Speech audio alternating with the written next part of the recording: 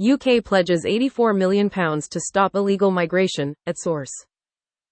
Published by BBC. Prime Minister Sir Keir Starmer has pledged £84 million for projects in Africa and the Middle East to stop illegal migration, at source.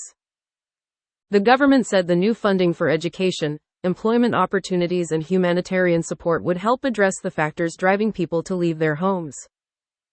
Speaking at the fourth summit of the European Political Community, EPC, which the UK hosted at Blenheim Palace in Oxfordshire, Sir Keir agreed with French President Emmanuel Macron that there was no easy silver bullet to stop small boats crossing the English Channel.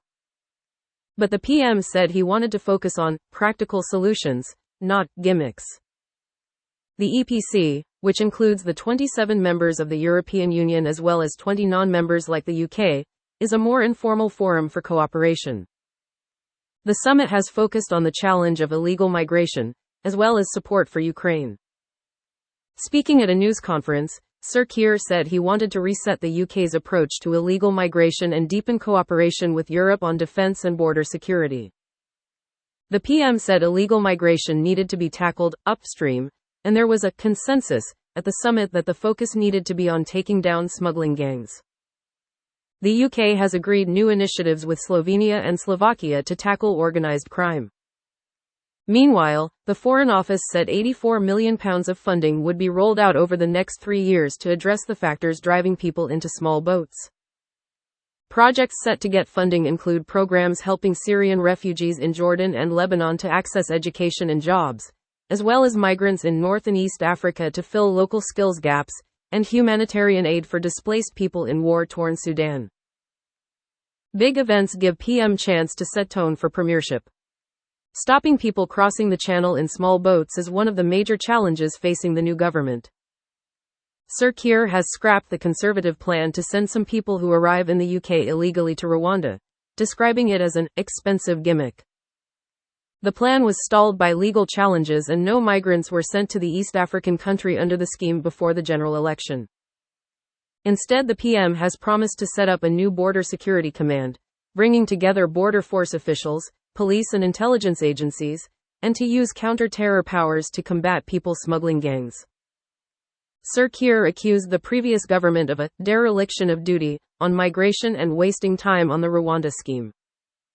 The PM said the new government would not be able to turn around the record number of small boat arrivals overnight, but he was pursuing a serious response. Sir Keir also sought to stress his profound respect for international law, reiterating that under his leadership the UK would not be leaving the European Convention on Human Rights, something which had been hinted at by the Conservatives. Coming just 2 weeks after the election, the gathering provided an opportunity for Sir Keir to meet many of his European counterparts on the margins of the summit, including Italy's Giorgia Meloni and Albania's Edi Rama. A Downing Street spokeswoman said Sir Keir discussed innovative solutions to migration with the Albanian PM, including Italy's plan to send migrants to Albania for processing. Asked if he could rule out the UK pursuing offshore processing, Sir Keir said this was not central to discussions at the summit as the focus was on taking the smuggling gangs down in the first place. However, he added, "I'm a pragmatist and I've always said we'll look at what works. And where cases can be processed closer to origin, then that is something which of course ought to be looked at." Sir Keir has said he wants to reset relations with the UK's European neighbours following Brexit. While the government is not seeking to rejoin the EU, it wants to reach a security agreement with the bloc to help cooperation on intelligence and policing, as well as address some of the trading problems under the current Brexit agreement. French President Macron welcomed attempts to reset relations but warned the UK would not be able to cherry-pick a new deal. The EPC was born in the months following Russia's invasion of Ukraine and the issue remained a key focus of the latest gathering. Sir Keir pledged to stand with Ukraine for as long as it takes, and called on European leaders to do more to support the country. NATO's outgoing Secretary-General Jens Stoltenberg said the military alliance had to be prepared for the Ukraine conflict to go on for a decade or more. "The stronger our support for Ukraine and longer we are willing to commit, the sooner this work can end," he told the BBC.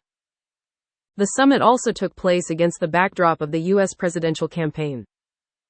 Republican candidate Donald Trump has expressed skepticism over the continued U.S. funding for Ukraine's defense, while his running mate J.D. Vance has been a vocal critic of aid for the country. Asked if he was worried about their positions, Sir Keir said it was for the American people to decide their president and, "We will work with whoever is elected." He added that the government was committed to the special relationship between the UK and the US.